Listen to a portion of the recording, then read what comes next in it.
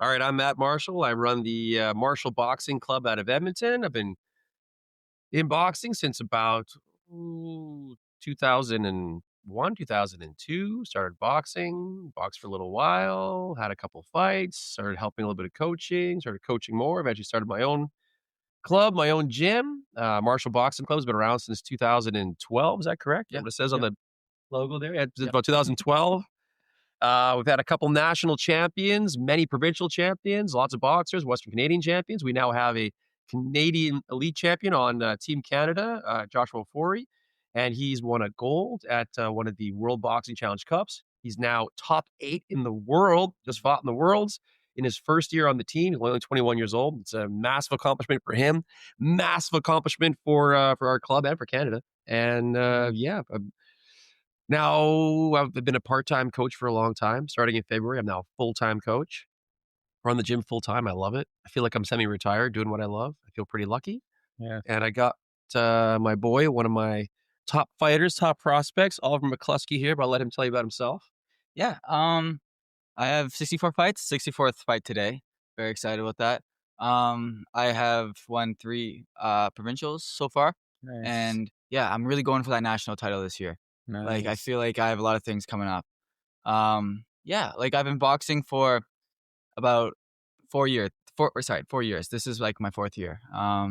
And of course, always with coach, right? Like, All 64 fights? oh yeah, all of them. All right. And really, I don't think that I would be boxing if I was at another gym. Like, I think it's really that atmosphere where it's like that team where it's like all of us are nerds. Like we're all dorks, but like we still like beat people up, and it's awesome. Like it's great. It's yeah. I wouldn't want it any other way. Like Right on. yeah. How old are you? 17. 17. Yeah. Okay, so nationals.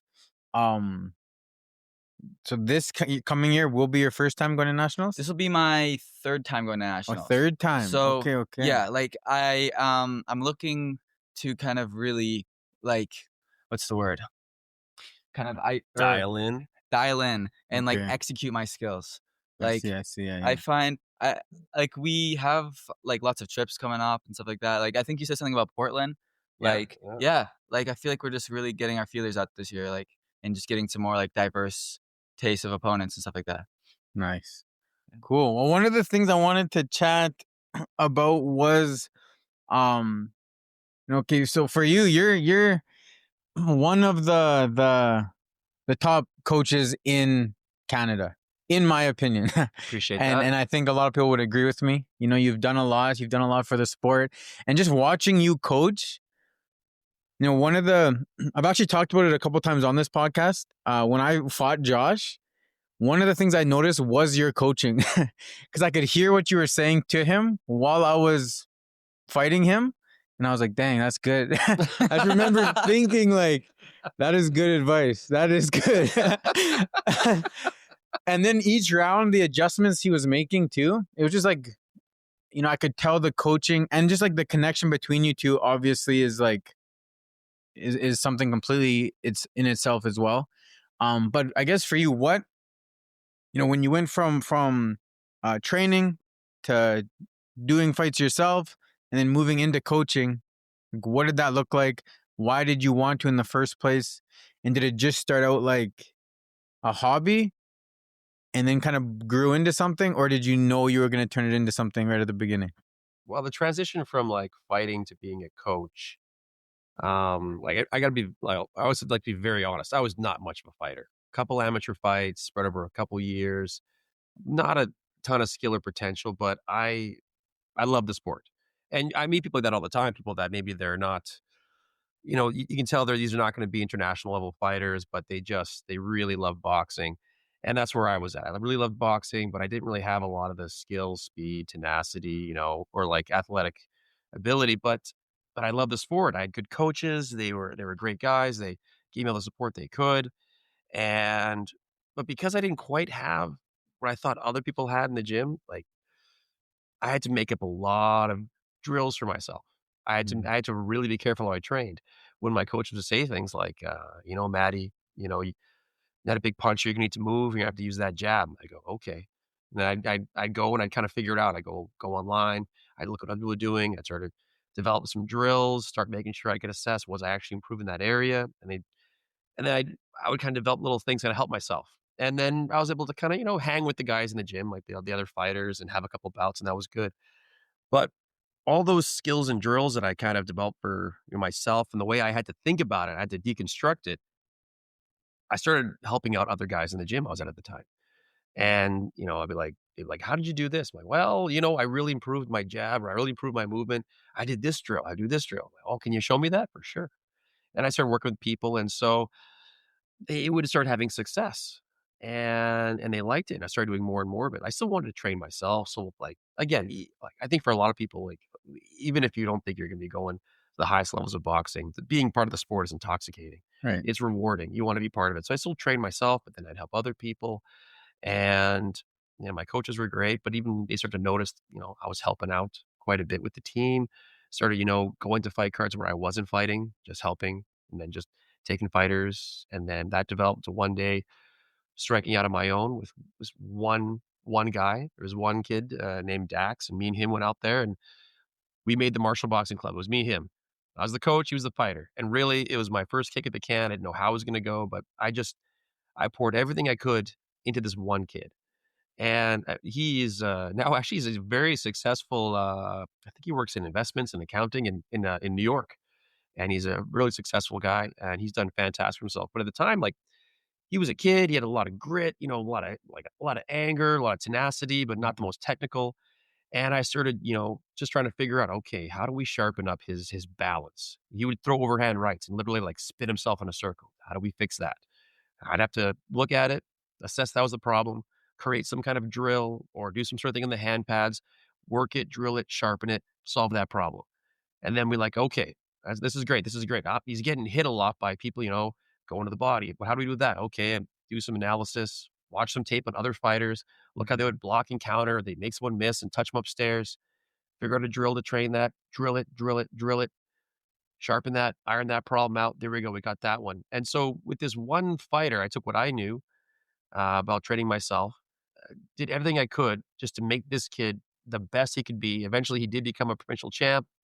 I think he became a Western Canadian champ. He got a gold medal at the Canada Games, and yeah, he was training that one boy was kind of my post secondary or college of becoming a Right. coach, Right. and it was great. And then when he retired, I think he finished school, was going to university. We had our last couple fights, and I was like, okay, well, guess that's it. I had a few other guys that were I was coaching. I was like, well, what am I gonna do now? So I found, I did find a little martial arts place, a guy named Kalen Payne, who, recently passed away, like, just last year. He was a great guy, ran a martial arts school.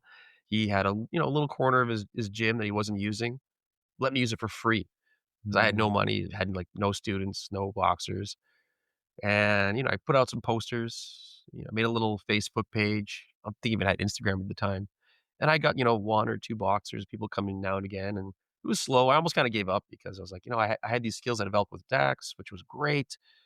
I thought I was a pretty good coach, but, like, getting a gym started was really, really Yeah. hard. Like, how do you usually by word of mouth, I didn't really have any of that. But then it just kinda grew one day at a time, 1 guy, 2 guys, 3 guys. Big things, there was, this fella named Ben that came in with a bunch of his friends, and there was, like, 8 of them, and they all came and started together, and then it got a little bigger, and then we started having some fights, had a bit of success, and then just years. I mean, started in 2012, the gym, and here we are, 2025. We got our own location in St. Albert now. We've expanded. We've had national champs. Yeah. We've got Joshua. It's developed quite a lot. And yeah, getting back to, like, how I developed to, coach the way I did, I always tell the guys, like, I try to never stop learning as a coach and always be willing to kinda if I'm doing something that's not working, I'll leave it. If someone wants to know why we're doing something, if I can't give them a good reason why we're doing it, I don't Mm. think I should be doing it. I've got a great big Bible of all the drills and skills that I've developed. I've got, a, like a what do you call it? Like Binder? oh, yeah, well, my binder, but, like, my schedule, I've got them, like a 4, 5, or 6-week schedule of fighters depending what they're doing, their daily I see. routines, what they're gonna be working on. But I also tell the guys, I say, there's a lot of pencil marks all over it, pen marks, and I try to redo it once or twice a year. And I tell the guys, if you ever see me not remaking the binder, not remaking my own little boxing Bible, I said, that's definitely the times you guys should probably leave the gym because I've stopped Mm, trying. I've stopped caring. I've stopped evolving. And I really believe that. As much as it's tough, like I do have like a lot of friends, like coaches, and they're like, the old school stuff still works. The old school stuff does work. It does work great. The old school stuff, the new school stuff. But really, I only like if something works, I keep it, I use it. If someone shows something better, I change it. Like the check hook. I always taught the check hook one particular way, moving the back hook going to the side. Sorry, moving the back leg going to the side. When I started watching more of the Europeans move the front foot when they threw the lead check hook, it was mm, completely different. And I didn't like it because it's different from the way I taught it. When you want to have that confidence as a coach, like, oh yeah, I'm teaching things right. But eventually I had to stop myself and say, you know what? That's not okay. I can't keep doing the same thing if it's not the best option for my fighters. So then I had to relearn how to train the new check hook. And then I had to learn how to do it and then teach the boxers. And I try to keep to that. Always try to keep to that philosophy of like, even if I coach something a certain way for a long time and it has had success, if I find something better, I owe it to the fighters. I have to change it. I have to learn. right. I have to evolve. I can't let myself get left behind. I can't let them get left behind. If there's a new science behind, like we're doing more plyometrics, the science, we need to do lighter weights, higher reps. No, no, no. We're fighting better with higher weights, lower reps. I'm like, whatever the science is, whatever works for the fighters, it's my job to adapt and figure out what's best for them. I Right. I refuse to kind of get stuck in the mud, stuck in my own style. Mm-hmm. Like it doesn't matter. I will change anything. I will adapt in any way just to get the fighters the best chance they can get to win, to make them the best they can be. It's all that matters is their success, their development, them moving forward. That's all that matters. Yeah, that's it's a good point because even myself as a coach, I can sometimes I find myself, like going into getting stuck in a rhythm, Yeah. and the nice thing is though I do travel to other gyms quite a bit, Yeah. but sometimes like something so basic, like I'll go whatever to Vicky's class or Gary's class, or I'll go to a different city, pop in a class, and there's something just so basic. Yeah. That I'm just like, I haven't done that in so long. And Yeah. that's like something that's so fundamentally important. Yeah. And it just like got lost somewhere. And I'm just like, it's like I get in this like just like blinders on, like get stuck in that same thing over and over. Yeah. And then like it takes me going to another gym to be like, frick, what am I doing? Why haven't I done that in a while? Or sometimes I get stuck with some boxers, and it's like you know, I get stuck maybe training them and then training other people like them, even though they're not like them. Hmm. And then I'm like, frick, I have to like snap out of that again. And I'm like, Yeah. Yeah. Go ahead. I feel like something very special about our gym is that we don't do that as much. And I think part of that is because coach maybe didn't have as many fights, Like mm, like for an example, like for specifically for my style, I use my jab a lot. But I wasn't or I needed to help develop it more. And we started doing the hard luck drills, right? Because that's my nickname, Oliver Hard Luck Mcluskie. And when we were working on that, and I feel like that really changed the game, especially for people that are like me as well. Because in our gym, we were able to work those drills where we're doing like jabbing, circling one way, we switch the other way. And we're just working the creativity of using only the jab. mm, And then a lot of other fighters that maybe didn't realize that is something that's so valuable and so important to them, they're able to get that and they're able to gain that skill. And then there's other drills like the horchata drills that we made for a guy named Noah. He like I hate the drills because they don't work for me, but mm. I found value in them because I realized that I wasn't good at that. And then through those drills, we're developing, and I feel like as a whole, all of us develop by learning things that maybe we're not as naturally gifted at. How many fights do you think it took you to kind of develop your style? I honestly don't like. I can't say that my style is developed yet. I Okay. think that I kind of have an idea of what I like. I like staying out in the long range. But recently, I've been working inside because it's what I have to do because guys would come close to me and I wouldn't know what to do. So I think that it takes time to understand what you're naturally inclined to do. Like I'm naturally inclined to be on the outside, and I think I figured that out around probably 15 fights. Mm. Yeah, But because you like to move. Like when you found your back hook, your check hook, and your pull counters, you liked countering. It was good and was yeah, successful for you. But like right now, he's been training more, just kind of step in, get inside, get a little more gritty. Not that that's how we want him to fight, but he needs that. He's hmm gonna Right. need that extra dimension, and you see it like when you get to watch the high level guys like like Josh the Worlds. Every fight, you've got to adjust your style because everybody you're Yes. fighting is different. You really got to make sure you got more than one game plan. Hmm. What do you think is for your gym, one thing that another part of coaching that's kind of tricky is like the mental side. Developing that mental strength or even just like the mentality of a boxer is kind of unique to other sports, being for one like an ego driven sport, and kind of like figuring that part out and trying to mitigate the ego and like when it's one on one and everyone's watching you and you can't blame anyone else but yourself, it's a little bit more stressful too, I guess.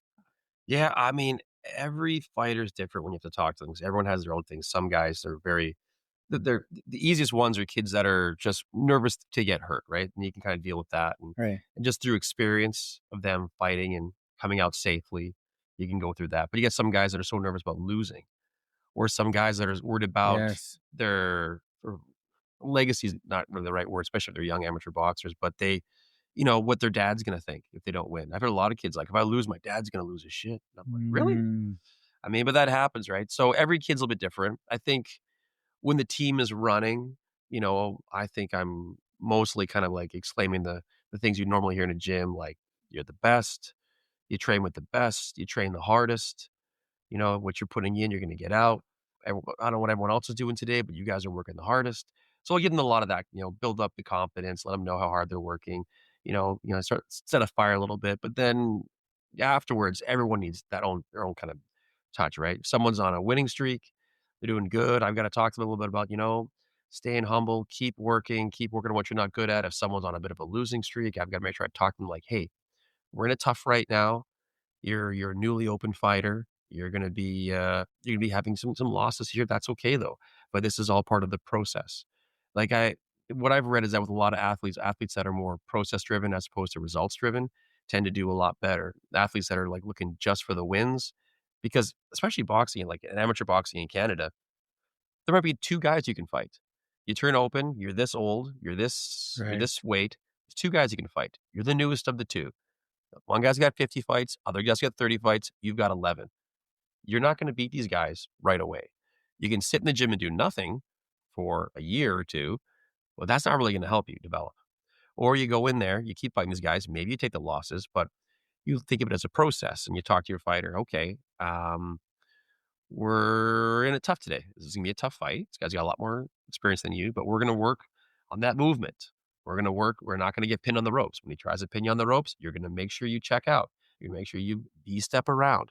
You're gonna make sure you either like use your strength to push him back, create some space and move. And if we can do that, then that's successful. That's a successful fight for us. And we have a process for developing. And I've seen that work really well for fighters, kind of trying to find a win within the fight because it's not like we're in, I don't know, like in Europe where there's thousands of fighters and you kind of pick and choose.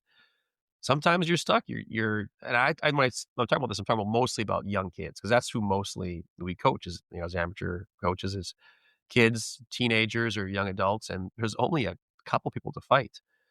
And in those situations, you really have to make sure you set your kid up in a right way where they want to win, but if they're in a situation where you just know they're probably not going to win, how do you make sure you know that this is still a positive experience for them? Right. And I've had to talk a lot of kids through those stages. Like whenever someone turns open, I'm like, congratulations, you're an open fighter. That's incredible. This is going to get tough. You're going to Mm, have it tough from fights 11 to 20. It's going to be really tricky because you could be fighting guys that have 30, 40, 50, 100 fights, but it's part of the process. And we're going to look at this, we're going to go through it, we're going to develop. And then on the other side of that, we'll reassess, see where we are and go from there. But yeah, the mental side of people, they again, everyone's different. Yeah, yeah, Some guys, they really need that, just that support that you're there for them, win or lose. Some guys, they need to believe that there's something, they're special, there's something in it for them, right, down the line. Some people are just happy part of the team. Some people they just wanna be part of something, and they're happy to be there. It's though that's real easy. When you get fighters, like Oliver was quite like that when he started. He was just so happy to be part of the team, part of fight, and to get in there and just kind of belong. He would just take any fight, and he would win a lot of them, which was great, and he was just a happy fighter. Like, you do get a lot of people in boxing sometimes that, like, they need emotional control is difficult, yeah, and they can get very high, very low, and as a coach, you do your best to try to get it a little more in the center. Sometimes I win, and when I say I win, I mean I'm able to get them to kind of find that center, find that control. Sometimes I lose where they either get so sad after a loss, you never see them again, yeah. or they're just the win is so big, they wanna go out undefeated as a 2-0 2-0 amateur boxer and Yeah. take off, and you're like, "Really? That's all you wanna do? Repost the same Instagram photo of you winning 7 years ago over and over again? Yeah. Okay, fair enough." Yeah. But, when you get a fighter that just loves to fight, that loves to be part of the team, you can do a lot with those kids. Mhm. That's I don't have to do a ton of work, like, mentally with those kids because they just wanna fight, and then I reward that a lot. The kid wins, loses, doesn't matter. We get back to the gym on Monday. I make sure the whole team, I said, "He had a great fight this weekend, took on a guy 2, 3 weight classes bigger, but he didn't care, had a great fight, lost a split, fantastic. I thought we coulda had it. Let's give him a round of applause for his fantastic work." Everyone claps for that kid. Then afterwards, I go up to that kid one more time and I say, "Hey, great job again. You didn't have to fight that fight, but you went in there, you did it, you learned something, you're healthy, you're ready to go next weekend. Who knows what the future holds?" And those kids do pretty special things. And even if they don't become national champions or go off the Olympics or become a pro, you're developing a young person into a pretty fantastic adult, I think, just through that Yeah, process. definitely. Yeah, Y like I remember you would buy me action figures. Yeah, A coach would be like, "Listen, this guy's 2 weight classes bigger than you, but you beat him. You get an action figure." I was like, "Oh snap! Okay." So now I have a big shelf of action figures. So So cool. I feel like there's a part of that, and I like that. And I think that everyone has something. I think very very significant things because fighting is something that's terrifying and primal. It exerts that natural like fear, right? You're fighting someone. But I think that the more you fight, the more it kind of starts to like become neutral. You're not in the middle of the spectrum anymore. Like, or you're not on one side of the spectrum. Like I found Mm. at the beginning, I used to not get any anxiety. I would be like, "Oh, I'm so excited. Yeah." And then I would just gas. Not like so then I felt like I had to become more serious and I had to like lock in. And then I would become too tense. So I feel like it's only recently, it's only within like my last like 10 fights, really, 15 fights, where I've really developed that mental understanding of myself. And especially when you're a young person, you're changing and you have like lots of different things happening to you and you're developing as a human being. So a lot of the times those answers become different, especially if you have a good fight where you were calm and you were able to throw like 100 punches to like a lot of punches around, like, right, and do what you wanted to do. It's almost like chasing that high, Mm. and it's difficult to have that, right? I feel like with time those problems tend to kind of like flatten out a bit, but that's what it is. And that's what's special about our gym is that we take those Yeah. fights where the guys are bigger than us, older than us, Yes. and we go home and we're in the gym Monday, win or lose. And I feel like that's what really develops that kind of desensitization to the fear of fighting. And Yeah. that's when you're at nationals, that's when you're able to like really like exert your skills because you've been here before. You fought these guys before. You know who they are. Yeah. And that's when you're able to get up and catch up to those guys who have 50 fights when you had 11, right? Mm. Do you remember your first loss? My first fight was my first loss, and I Okay, yeah. remember I didn't feel any anxiety at all, and I was just like, I am so excited. Yeah. And then I remember going to the coach. I'm like, I can't believe this is really happening. And then I just basically, it just looked like I was swimming laps. I was just like, ah, and just Yeah. ran forward. And then, and then after that fight, I'm like, what happened? And then like, not long after that, I remember this is something else. It's kind of sketchy. I ended up fighting someone who was quite a bit older than me. I think it was someone who was like 18. This is when I was like 14. And I won because coach is like, use the jab. So that's all I did. I ran around in circles just jabbing, and the guy kept trying to run at me, and he couldn't catch me. And that's what I'm saying, is that sometimes you have to like have those losses so you're able to really find how to develop, right? Because I realized, okay, I didn't have a single thought. In that first fight, there was not a single thought that went through my head. I'm like, I need something. And then when I asked for that, I was able to have something and rely on that. And it's good to always have that goal, right? It's like what coach said, like those small wins. You have to find something. Like Yeah. I find a lot of times judges, they might not see what you see, and a lot of times they're not counting the punches. They're listening to like the noise and stuff like that. Especially when they're reffing how many fights they've been there for how many hours. They're not being paid, right? So you kind of have to find certain things. Like if you're working on not being scared, you have to think about, well, what feeling can I feel that would like really prove to me that my goal is met, right? You have to find those things. And I think that that's what helps you really keep progressing, is those little goals. Mm. So you guys as a team, what do you guys at martial boxing? What are some of like the core values in martial boxing? You know, that like as a team you can kind of get behind together, inside the ring, outside the ring. Um, what do you think those would be for you guys? Uh, well, we're a technical gym, I think. I really praise, boxing skill over everything else, even though you can win a fight with just brute strength, tenacity, toughness. Mm. And that's I also want to say that's a great part of boxing too. I mean, you can be one kid in a small town all by himself, punching a punching bag hanging from a tree outside your house, and you can come in, you can be the best fighter there is. If you're tough enough, you're strong enough, and that kind of tenacity, and that's an awesome part of boxing. But I do really like the idea of the science of boxing, overcoming, the brute strength and ferocity of, like, maybe someone else that's what I like. I like the idea of making someone miss by an inch, hitting and not getting hit, make them miss, make them pay. That is kind of the philosophy that we kinda run in our gym the most. We do we do train, to go forward, get in the inside, hit hard and work, go forward, be aggressive. But when someone throws a punch at you, what can you do about it?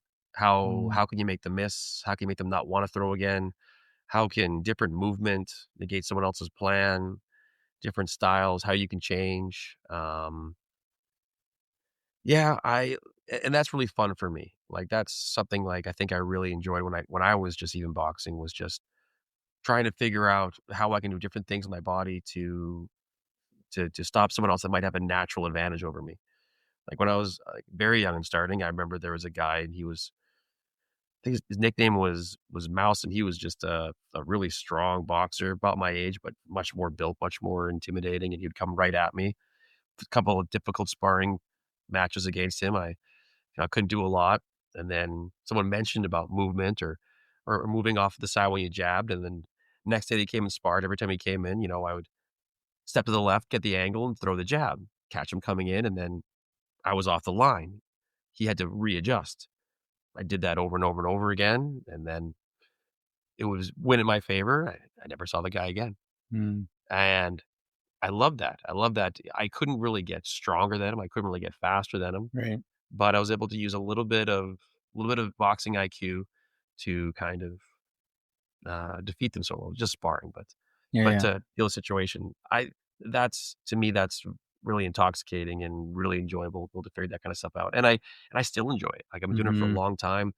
Yeah, I haven't lost hasn't lost any of its thrill. We had a fight last weekend where one of our guys gave up a significant amount of weight against a much larger guy. And the first round, our guy ate some hard shots, uh, but they were able to use their movement, use a little bit of feinting, use a little bit of just hitting and not being there to get hit, or hitting and then driving the person back, just kind of making sure that they weren't able to get their offense off, and just using a little bit of their boxing IQ, defeat the larger, stronger opponent. And I was so happy.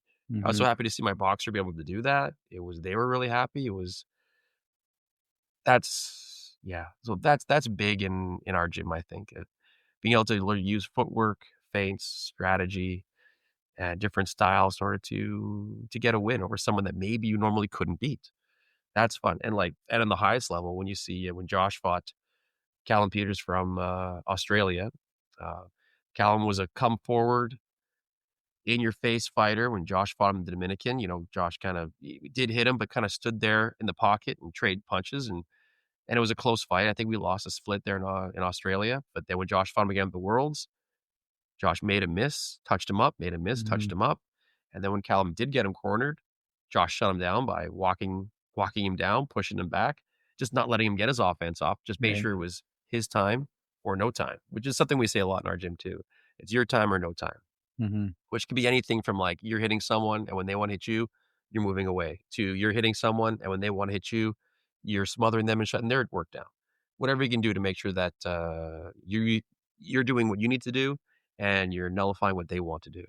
Right. So I talk a lot about that, but of course it is still a fight. I mean, if you're tough enough, strong enough, throw a hard enough punch, I mean, you can defeat anything, you can defeat anyone. But Mm-hmm. yeah, the science, the boxing IQ, that's my favorite. That makes the sport so fun for me, and it's endless too because it's always a new problem.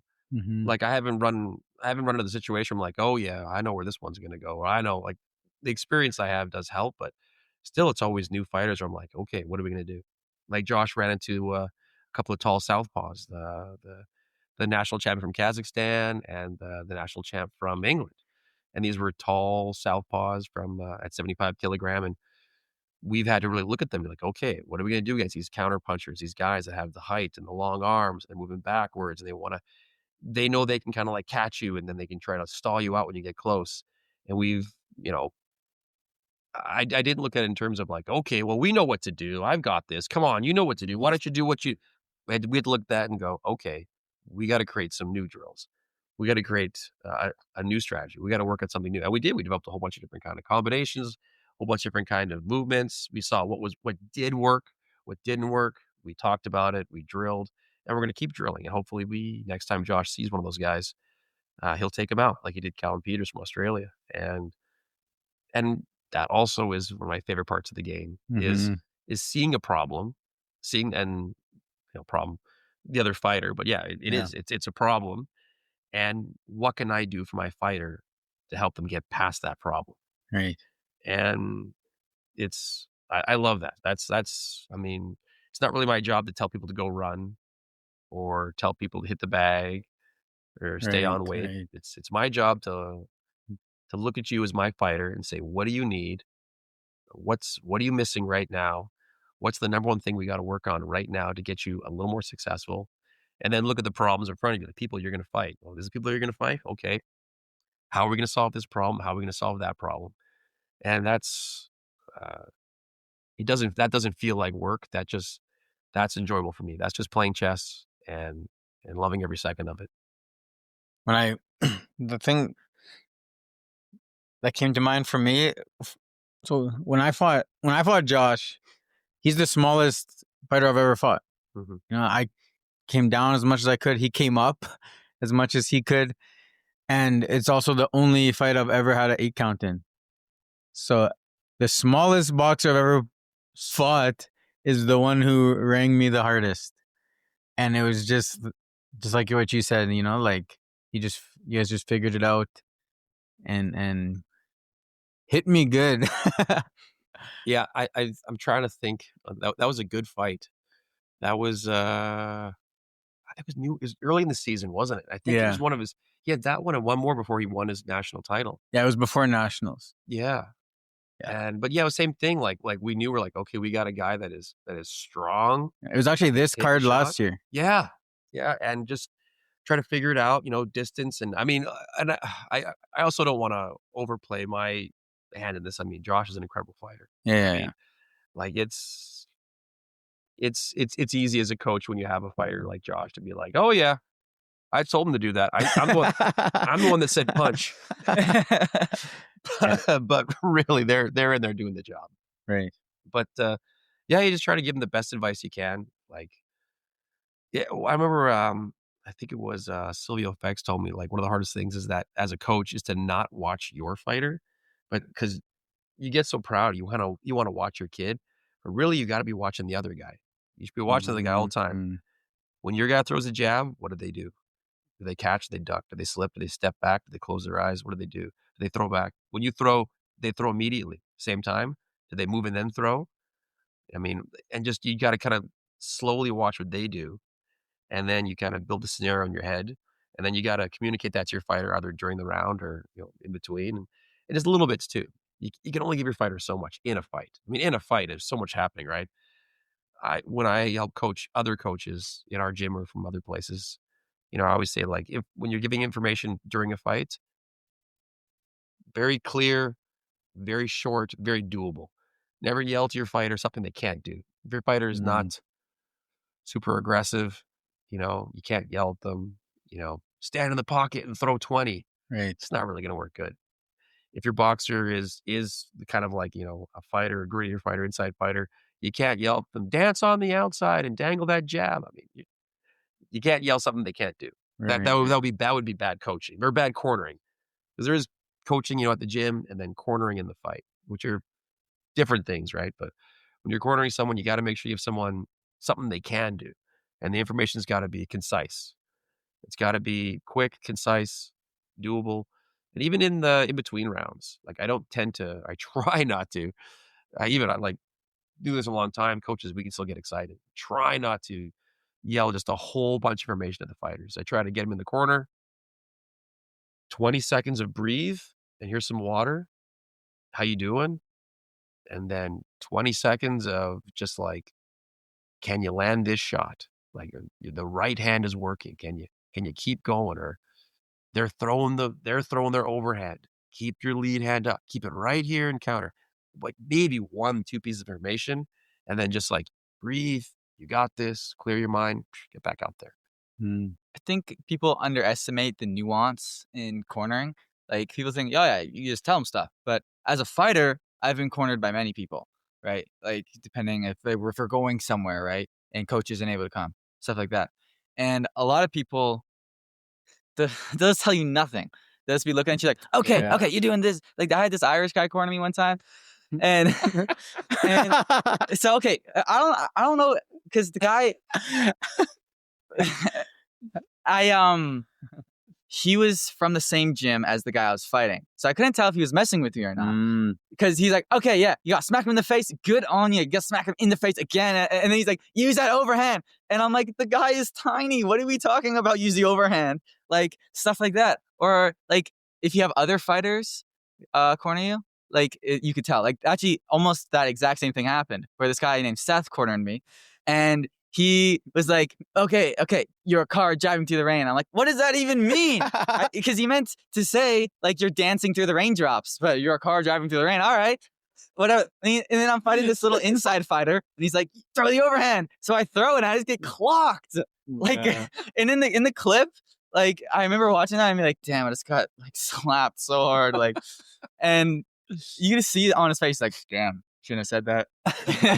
Like, but, like, especially I think what's good is, like, calming someone down and be like, okay, use the jab. You're getting hit when you're starting with a cross. I want you to see you moving. And then it's kind of like, I find like 3 points, like what you could do, what the other person's doing, and then what is like the ideal situation, something like that. Like, I feel like that is good to go. Like, out of all the people that have Yes. coached me, I think that that's a good formula. It's like 3 ideal points you could think about. Yeah, sometimes when I see coaches like just yelling in the corner, I can't, I guess, I just can't understand how that would work. or help? I I have seen fighters that, like, they do respond to a, you know, that go kinda there are some fighters that respond to that, but yeah, mostly I tend to think it's just gonna kinda maybe just kind of slow down their reactions if you're, like especially if they have to constantly you're hearing someone yelling at you, a Mm, lot of information, like, 'cause your fighter still has to concentrate and operate and react, and it's yeah, I think I like to be a little more choosy with kind of the information I give them because they've gotta fight and they've gotta be focused. I don't want and you gotta remember as a coach too, it's not really about you, it's, you know, about the guy in the ring, right? No one needs to hear me yell, it's about them doing their job. right. Um, I have the one occasion, like, if a fighter really needs that, like, just that pure motivation. I have done, like, Yeah, the yeah. "Go, go, go." If it seems like it's like they just need that extra boost and it's what Right. you gotta do, I've done that yelling till my throat is just basically raw, just trying to Yeah. motivate them. I don't love doing that, but, like, if it's what they need, if it's what the Yeah. fighter needs, I can do that. But, yeah, mostly it's just succinct, just information, something that could help them. And it's tough sometimes too, like, when you have young fighters, like, sometimes there's nothing you can say as a Yeah, coach. yeah. Sometimes you're in a fight and you're gonna lose. Your guy starts in there, you know you're overmatched, you know you give up some weight, and it's you're not gonna win this one today. And that's tricky as a coach too, but you still have to kind of find something in there positive for your fighter. Like, I've gotten in there after my guys got an 8 count or 2 after round 1, and you get in the corner and you deep breath, and, "How you doing?"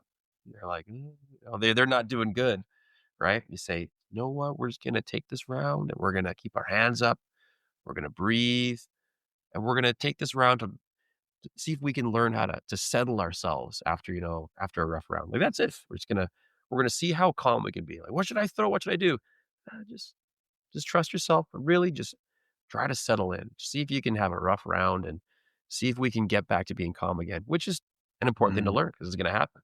You're gonna have right. bad rounds and you're gonna have to settle yourself in and try to box, try to think, try to be calm in there the next round. So, but yeah, that's happened sometimes where you're like, "No, this is not gonna go our way, but what kind of small victory can we pull out of this? What kind of lesson we pull out of this for a young fighter?"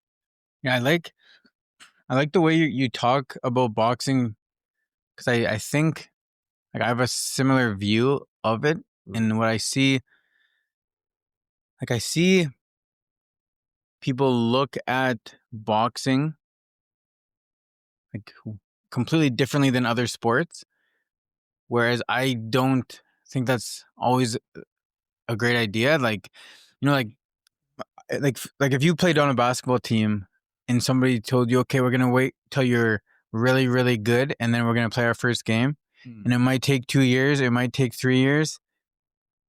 Like that makes no sense to me.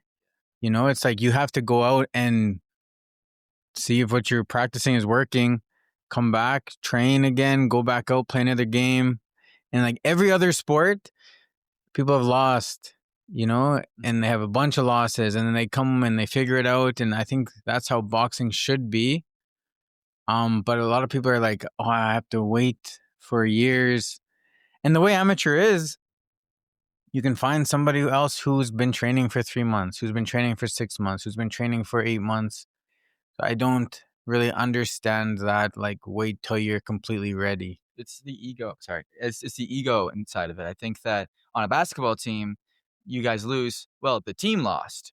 If you lose in a fight, you lost. You lost a fight. And when you think about saying that, it's like you lost.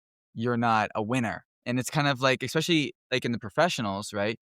A lot of times fighters will do great for years. One loss that could ruin a career. And people look at that and they translate it to amateur boxing, and they put a lot of the expectations of professional boxing on amateur boxing, and I feel like it's an entirely different sport, right? Yeah. Like, I think that, like, it is extremely important to lose because, like, amateur boxing, we're having fights every couple weeks, just like basketball. You're playing Yeah. games every, like, couple weekend or every weekend, like, whatever, like, so I think that once you're able to abandon your ego when it comes to that win or lose, am I a winner? Am I a loser? You have to kind of always believe in the fact that you're a winner, even if you're having bad rounds, even if you get dropped before a fight in sparring, even if you have any of these things, you just need to be able to keep yourself grounded and remember that it's just that it's whatever. It's just the next fight. It's just the next Mhm. fight. It's just one more day, right? A lot of the really good amateur fighters that come out of Europe, they have like 100, 200 fights, and their record could be 100 and 100. Right. I mean, they just you're right. They just play it like a game. It's the record doesn't matter so much as what they're able to achieve. If Mhm. you have 99 losses and 1 win, and your 1 win is a national championship, and then you go on to fight in the Worlds and the Olympics, I mean, did the 99 losses really matter? Right. But that's again, that you have to look at it from a process as opposed to a results Like type of thing. you're training or you're these like you want to perform at provincials, at Yeah. nationals, at the Olympics, at Worlds. Yeah. And these other ones are learning how to perform at those places. Yeah, Exactly. yeah. Right. That's I profess that quite a bit to my guys. I say just everything that's not moving you forward is just practice. Even the bigger tournaments, so you go to Golden Gloves. I mean, if you Right. win Golden Gloves, it's great. It's fantastic. If you lose, it doesn't affect where you go next. You do need to get a top 2 finish at provincials to go to nationals. Right. At nationals, you need a top 2 finish to get on the Team Canada, the B squad. From there, you need to get you have to get a certain level to be able to go to Worlds, to get to the Olympics. I don't even know what you need right now for the next one, but you have to get a certain number of wins at different tournaments. I mean, unless it involves moving on, the win or the losses, well, to me doesn't really matter that much. It's I'm much more impressed with someone that, like I said, has 99 losses and a couple wins, but they're a world champion, or they've won major tournaments, or they're a national champion for wherever they might live, and someone that might be like 10-0 against, there's someone's grandma. I mean, Yeah. it Right. doesn't really, Yeah. but again, that takes, people educated and kind of box what that means, because people will ask, they'll be like, well, this guy's unbeaten. This person's unbeaten. They'll be like, oh, that's great. It's a Yeah. lot. Or like Yeah. there's even times where sometimes I'll go into a fight, coach will be like, "You're not gonna win this one. Just letting you know." But like I've never said that. yeah, yes, I remember one Yeah, I time think I I was have fighting this said kid from Quebec. I remember I like won on the first day, and they're like, "All right, well, what are we gonna do?" So we made a makeup out, and like, "Okay, Oliver, you did so good yesterday. You're not gonna win this fight." But you know what happened is I did win this fight, and then after that, he's like, "I can't believe it. Good on you. That's awesome that you did that. I'm very proud of you." Like, That's awesome. but some That is not an example of and- good coach. but I don't recall this. but okay. He said, Shouldn't have asked him to come on this. No, I don't know. this is an isolated quote. He said, "You're not going to win this fight. I want to see you not be scared. There is no losing. You're not going to get hurt. You weigh like 130 pounds. You're fine. They're not going to let you get hurt. I just want to see you utilize your jab. Be calm. Be confident. And if you're able to do those things, you won." And then I did those things, and I did win. And I actually did win the fight. And that's what I'm saying, is that sometimes you need to abandon the fact that you might lose. And sometimes even if you accept it, that's what allows you to win. And I find there's a big difference between the fear of losing and then hating losing.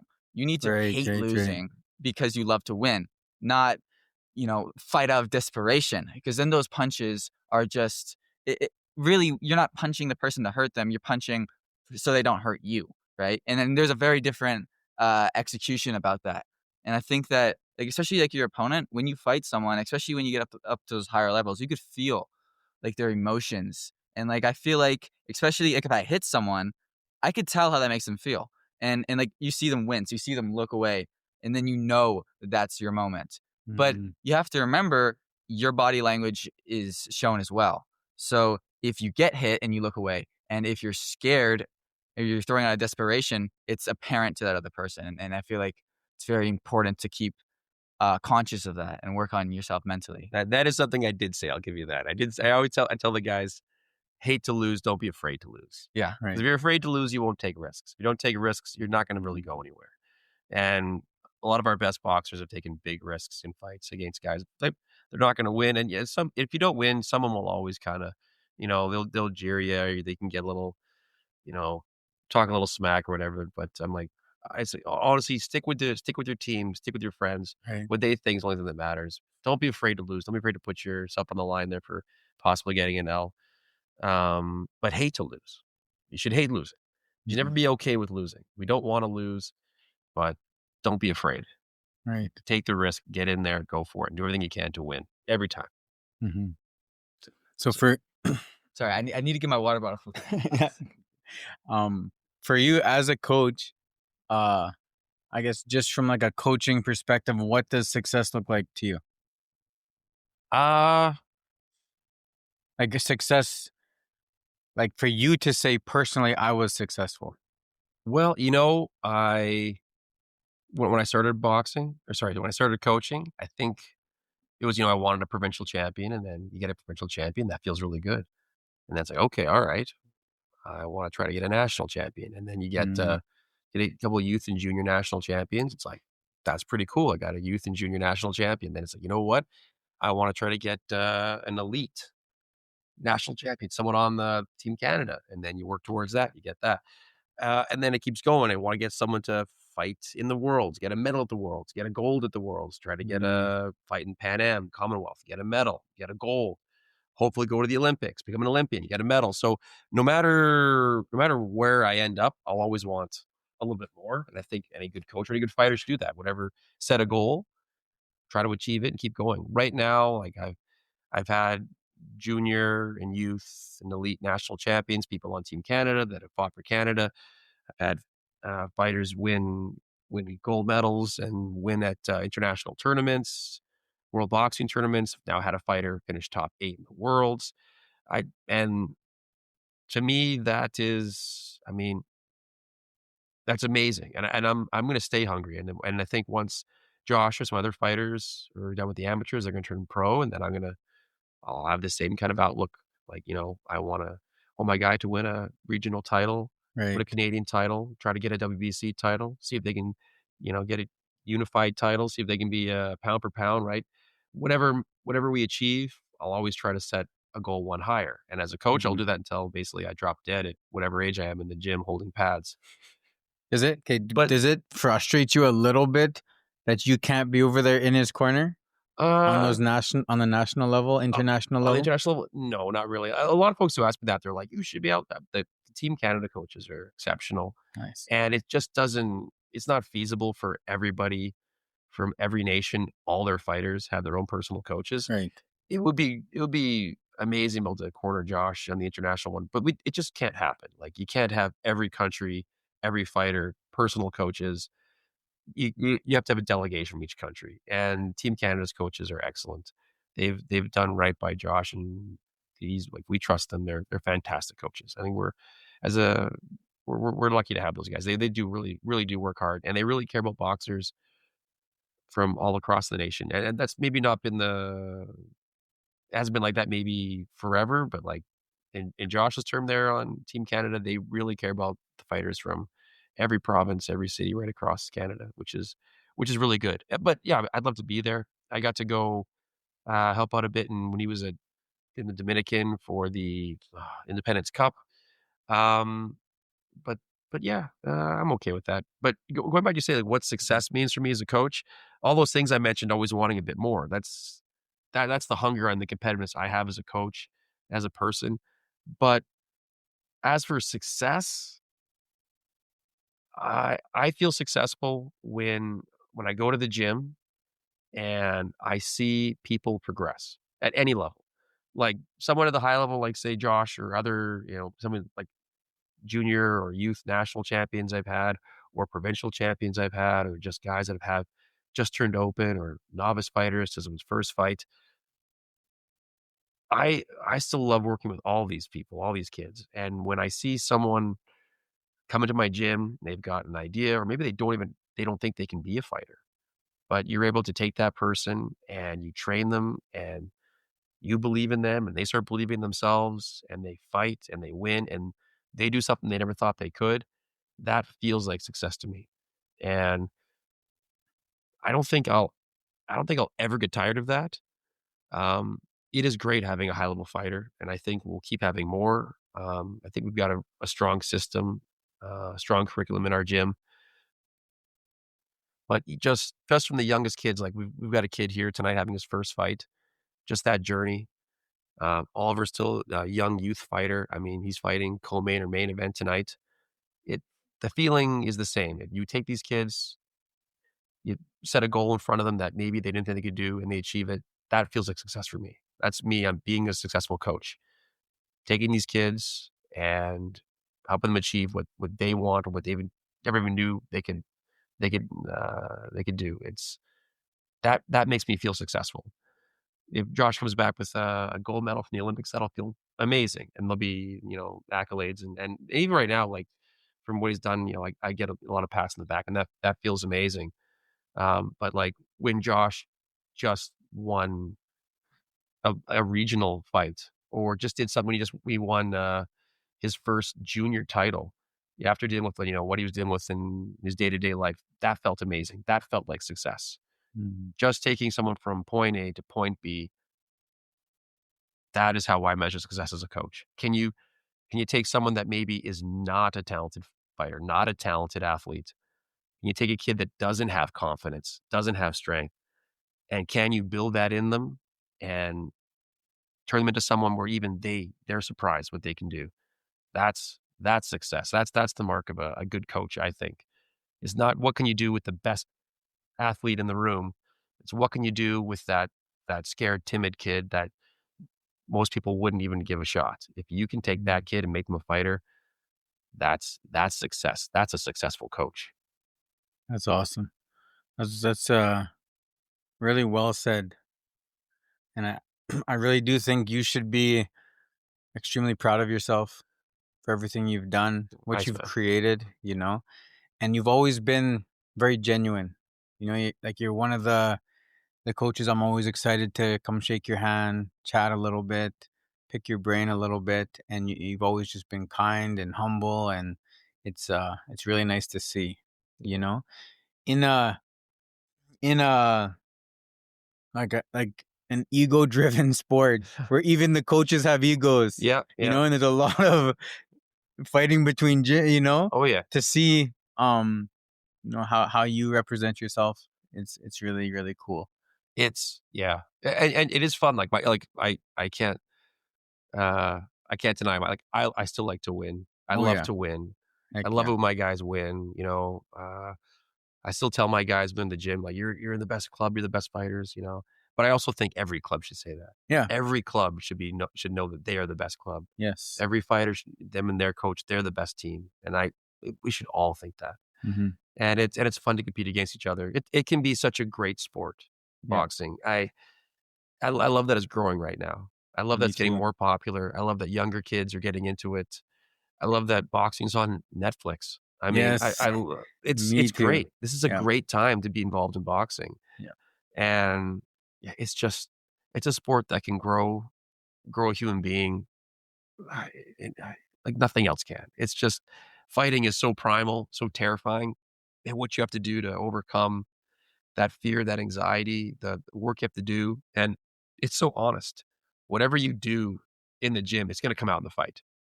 It's gonna be there. Holy smokes. Yes. I'm getting restless, Loki. um Before you go, we're coming up to an hour. Okay. So we'll probably call it here pretty soon. But I want to ask you the same question.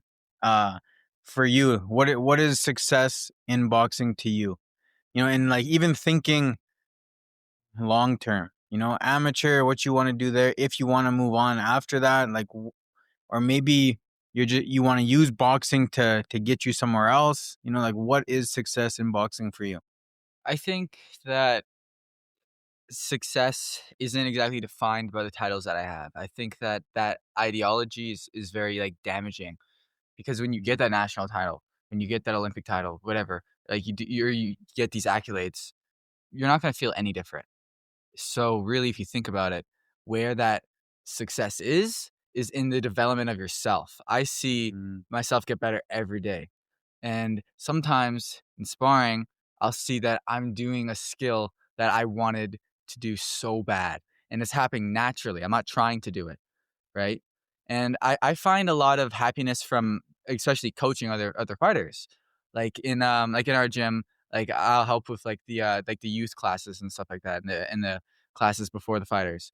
And I think like I've seen kids go from the kids class where I coach them in the kids class, intermediate class, then they're coming on trips with me, and that is an like undescribable feeling when those kids are really progressing and getting better, and they're progressing with me instead of as a result of me telling them things and directing them, right? I think that it's really valuable.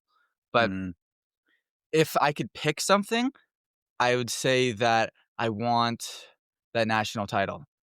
I want to be the best in the country. Nice. That's what I would say. Yeah. That's awesome. That's awesome, you guys. Well, I think we'll call it there. Cool. Hey. Thank you for having us. Yeah, man. And This is so fun. What do you cut? So we did an hour. What do you cut it down to normally? I don't usually cut it. Oh, we're just gonna everything's in there. Okay. Yeah. So it's Edit us when we're being stupid. yeah, but no, that was awesome, you guys.